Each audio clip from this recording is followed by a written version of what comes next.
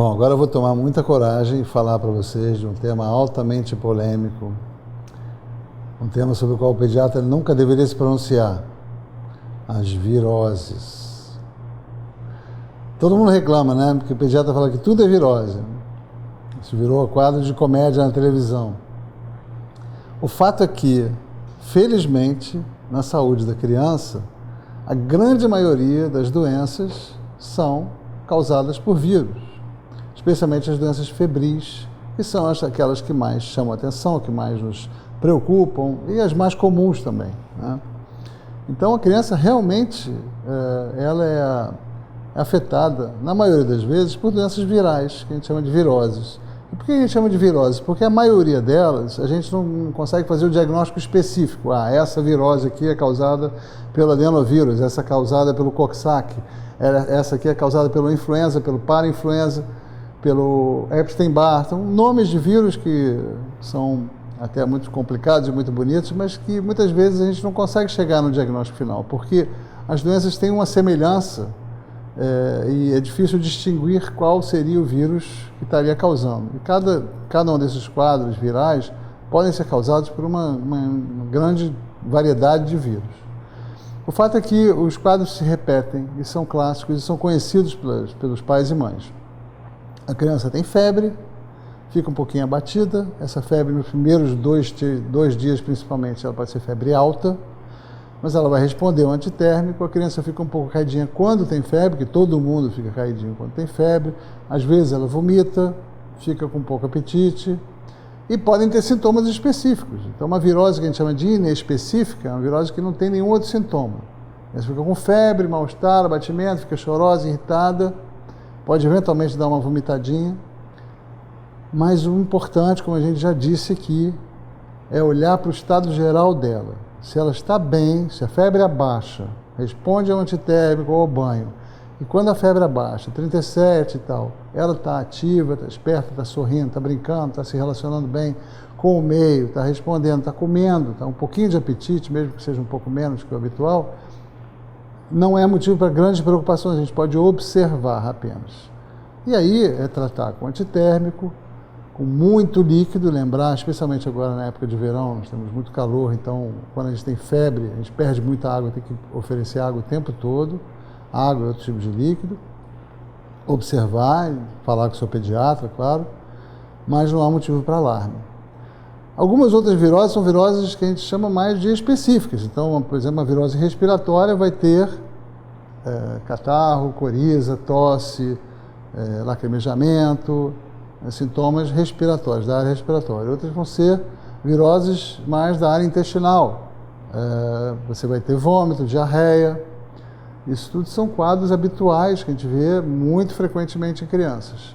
Um outro tipo de virose são as viroses exantemáticas, aquelas que cursam com uma febre que dura alguns dias, depois de alguns dias surge um exantema, que a gente chama uma erupção, o famoso sarampinho, né, que a criança fica com manchinhas pelo corpo.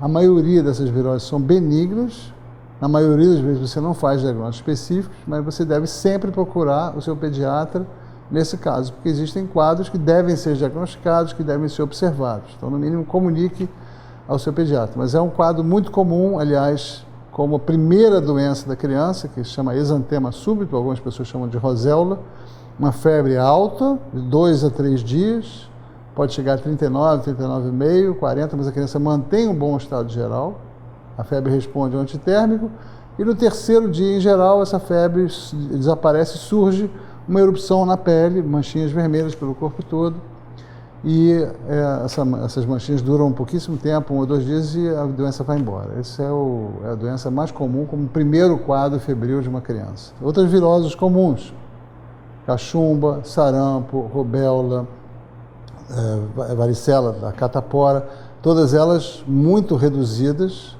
pela vacinação, é claro.